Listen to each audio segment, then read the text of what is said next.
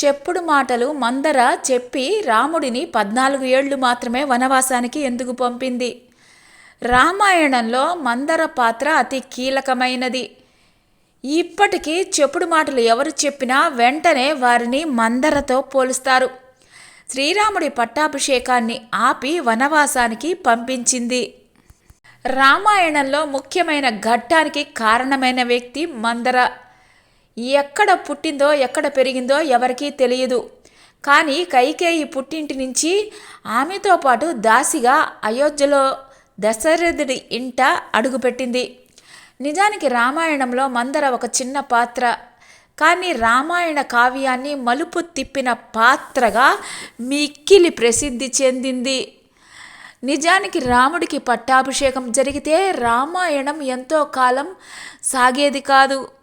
అలా జరగకుండా చేయటానికి ఈశ్వర సంకల్పంగా వచ్చిన పాత్ర మందర. మందర దుందుబి అనే గంధర్వ కన్య. గత జన్మలో రావణుడి చేత బాధింపబడిన అనేక మందిలో ఈమె కూడా ఒకరు. దుందుబి బ్రహ్మను ప్రార్థించింది. దీంతోటి బ్రహ్మ దుందుకి వరాన్ని ఇచ్చాడు. వచ్చే జన్మలో నీ మాటల కారణంగా రావణుడు రాముడి చేత మరణం పొందే అవకాశం ఉంది. ఇది మందర గత జన్మ.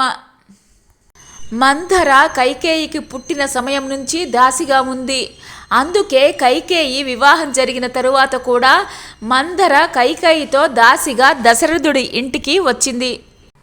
రాముడికి పట్టాభిషేకం జరుగుతుంది అని తెలుసుకున్న మందర స్వాభావికమైన అసూయతోటి తన యజమానురాలు కైకేయిపై ఉన్న ప్రేమతోటి కైకేయి మనసులో లేనిపోని ఆలోచన చొప్పించింది. రాముడి పట్టాభిషేకం జరగకుండా చేసింది. శ్రీరాముడిని అడవుల పాలు చేసి చివరికి రావణుడి వధకు పరోక్షంగా కారణమయ్యింది.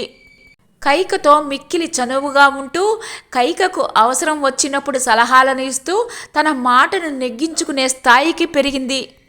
రాముడిని 14 ఏళ్ల పాటు అరణ్యవాసానికి మందర ఎందుకు పంపించింది? అరణ్యవాసం 14 ఏళ్ల పాటు ఉండేలాగా చూడమని కైకకు ఎందుకు సలహా ఇచ్చింది అంటే, త్రేతాయుగంలో ఆస్తికి హక్కు కాలం 14 సంవత్సరాలు, ద్వాపర యుగంలో 13 సంవత్సరాలు, కలియుగంలో 10 సంవత్సరాలు. అంటే నియమిత కాలం పాటు ఆస్తి లేదా అధికారానికి ఎవరైనా దూరం అయితే ఇక దాని మీద శాశ్వతంగా హక్కును కోల్పోతారు. ఈ కారణం చేతనే మందర కైక చేత 14 సంవత్సరాలు అని చెప్పించింది. ఈ విధంగా మందర శ్రీరాముడిని వనవాసానికి పంపించి రావణుడి మరణానికి కారణమైంది.